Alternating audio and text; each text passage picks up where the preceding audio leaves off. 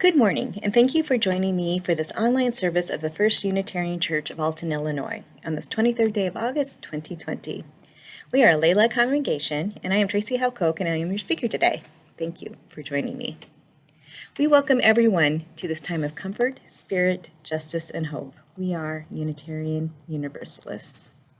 If you have a candle or a chalice at home, I invite you to join me as I light mine.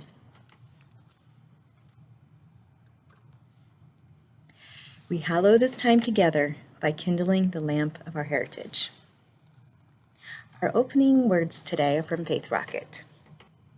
This morning, we believe that the world as it is does not have the last word, and that in courage and faith, we might help birth another with more kindness and more justice.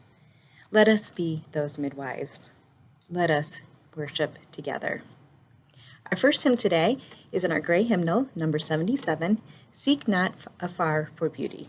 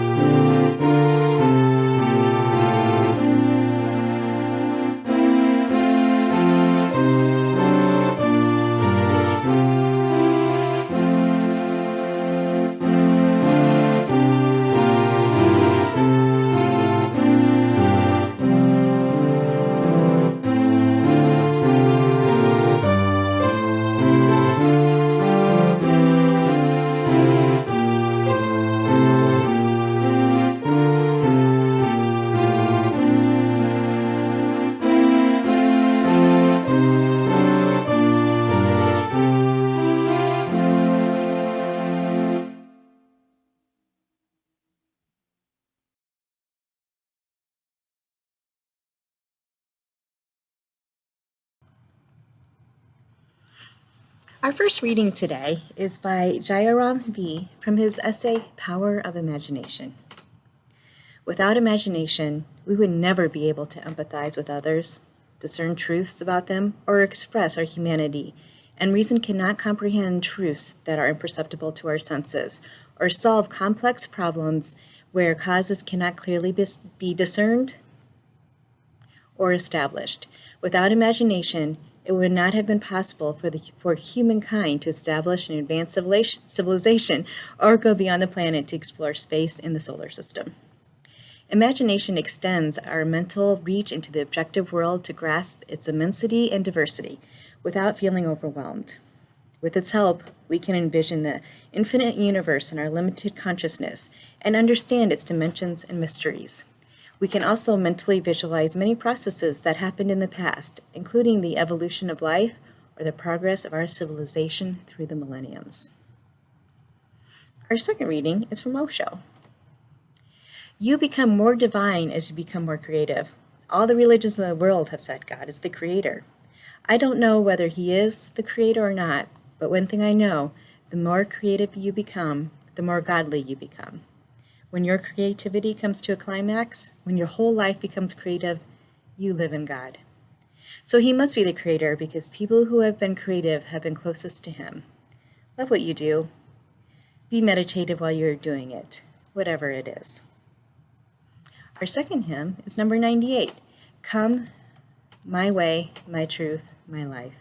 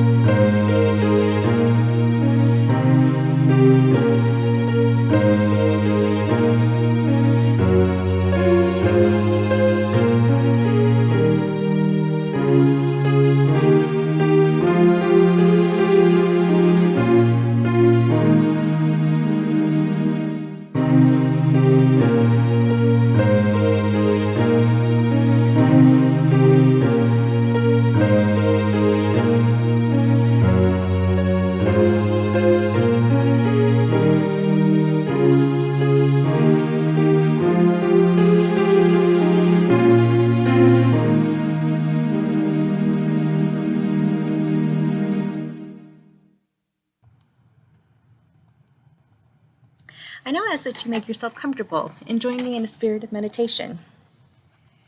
Spirit of love, source of all, we give thanks for this breath, and for this one, and for this one.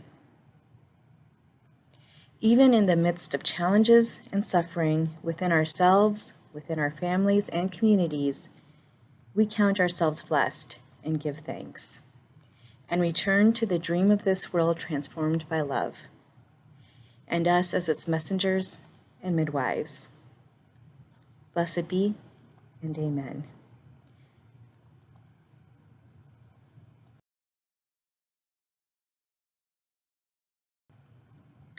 As we have moved our services online, we haven't been able to conduct our normal joys and sorrows, and I know a lot of us miss that. I invite you to start a practice at home and on reflecting on your own joys and sorrows of the past week. It could be placing a stone in water, journaling, or just taking a moment to reflect. It is important to realize our weeks are filled with ups and downs, and acknowledging and reflecting them can bring a sense of peace for our upcoming week. So I hope you all take time just to reflect, to lift up those that need to be lifted up, to process what you need to process. It all matters. It takes time, and we're all in it together.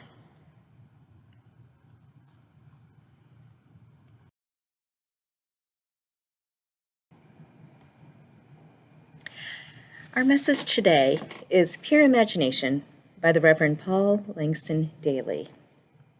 We live in a world that seems bereft of potential, a world that seems to have lost its imagination. I read recently in a Connecticut newspaper that at least 1,967 students aged 6 and under were suspended last year, almost all of them Black or Hispanic. According to a report from the Connecticut Department of Education, the number of students suspended is actually higher, but privacy issues restrict the state agency from releasing information. That's preschoolers we're talking about. And the article also mentions 7-year-olds being arrested. I could never have imagined this. I would never want to imagine this. We are in an endless war on drugs and terrorism, and no one seems to care to imagine what the end of these wars might look like. We face unprecedented levels of carbon dioxide in the air, and yet we cannot imagine a world without oil or coal. I wonder at times, if we are so cynical that we have lost the capacity to imagine a different kind of world, I wonder if we are so deadened that we cannot lift our heads up from the cold, hard concrete to look at what is around us. When I'm feeling most cynical, most hopeless, most helpless, and when I'm feeling most desolate and alone, and when I have no vision beyond my bed at night and only the thought of doing it all over again tomorrow, I can be overtaken by hopeless boredom and the monotony of helplessness and lost creativity. Where has my imagination gone? When I was a child, I remember playing for hours in the fields around my house, imagining we were swimming with sharks or exploring in the ocean, climbing the highest mountains and tracking lions and elephants and taking rockets to the moon. The sand, it was quicksand. Don't fall in. Do you remember quicksand? That used to be quite a big issue, especially when I was growing up. That's a side note. Pay attention. Watch where you step. Stay awake. Don't fall in. I guess a lot of us fell in and fell asleep.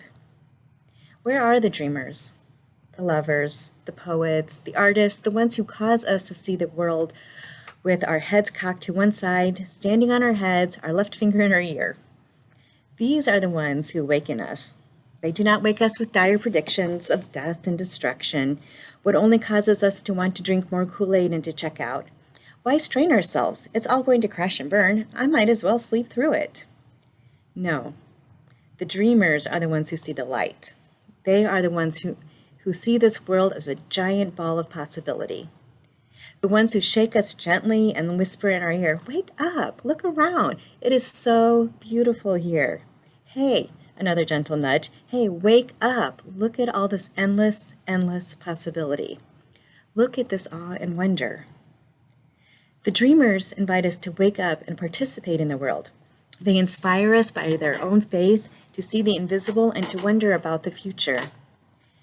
We slowly open our eyes and allow them to focus, and we are invited into this world of endless fascination. The dreamers ask us to participate in its creation, to consider its intricacies and its diversity. We are invited to wonder at the options and imagine the possible future outcomes of the choices that we make. The artists, the musicians, the writers, the dancers, the poets, the actors, they invite us to consider together the world that we are bringing into being. Imagine for a moment that the binary world no longer exists, because it doesn't. There are instead shades and tones in a spectrum of life. Human identity spilling over and filling many cups at once, each cup a moment of memory, a snippet of a story, a wellspring of wisdom.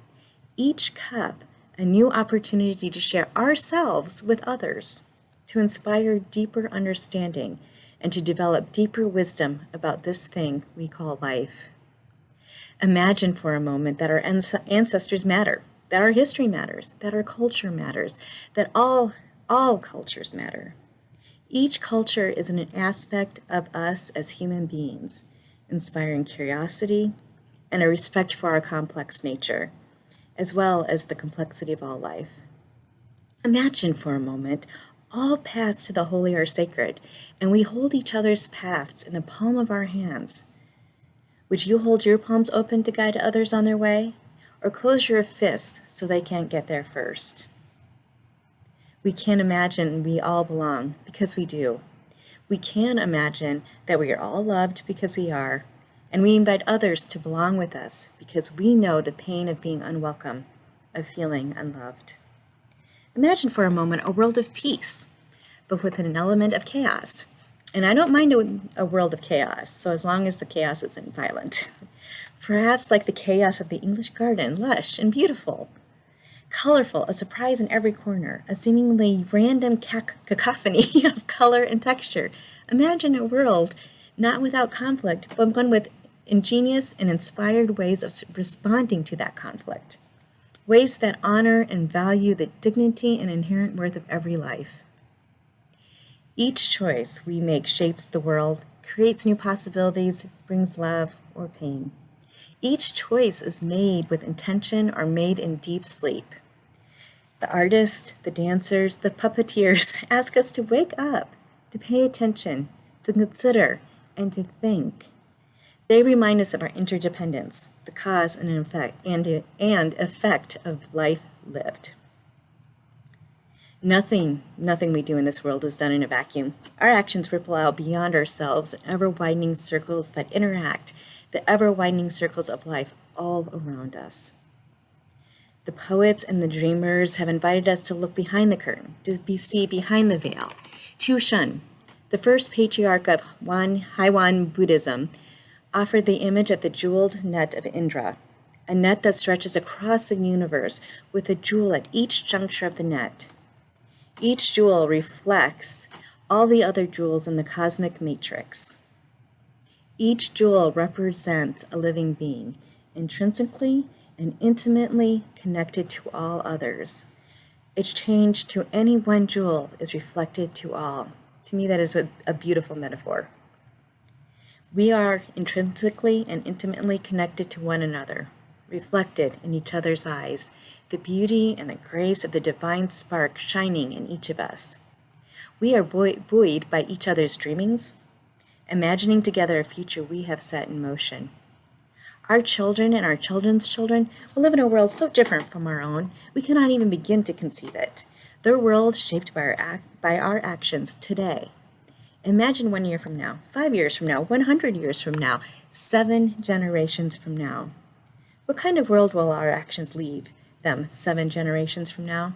If we are awake, we teach them to walk gently on this earth. If we are awake, we teach them to care for the smallest and recognize the sacred and profound in all life. We teach not just with our words, but by our actions, by our example. If we are awake, we see that we must awaken others because our children and our children's children live in a world that is shaped by our actions today. The painters, the sculptors, the dreamers, the songwriters shake us and call to us in our sleep, disturbing us, stirring us, rousing us to participate thoughtfully in the creation of the future, calling us away from the love of power and towards the power of love. The poets remind us of Our intentions, thoughts, and actions carve the world into being each day.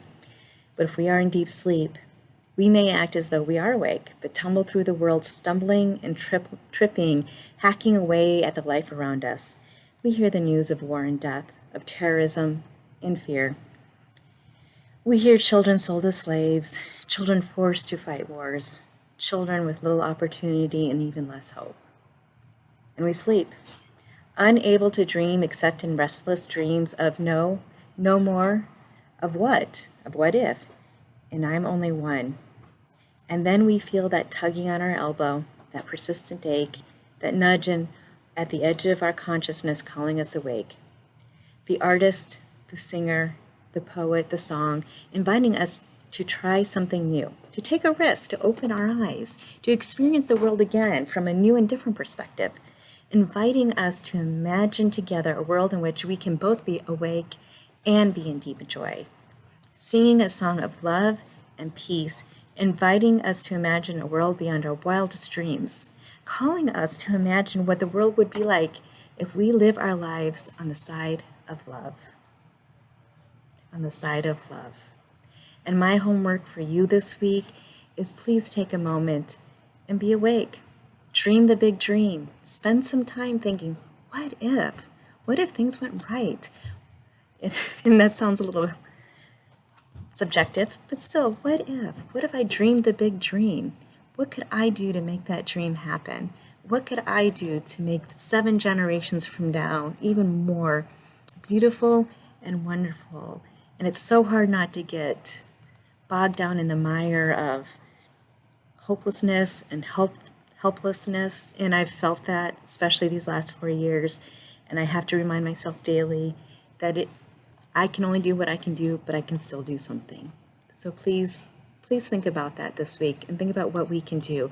Maybe as a community, maybe by yourself. And when I say by yourself, never forget you're not alone. We're all here to help each other. Thank you and amen. As we approach the time of our offering, give what you will, for you are generous people. I invite you to either mail your offering to First Unitarian offices or to use the Givelify app. Doing so will help us meet our financial responsibility to you at the end of the year. This morning's offering will most sincerely and gratefully be received. May it be lovingly given. Please join me in our offering prayer. May this offering equip us to inspire love and to seek justice. Please now enjoy hymn number 6, Just as Long as I Have Breath.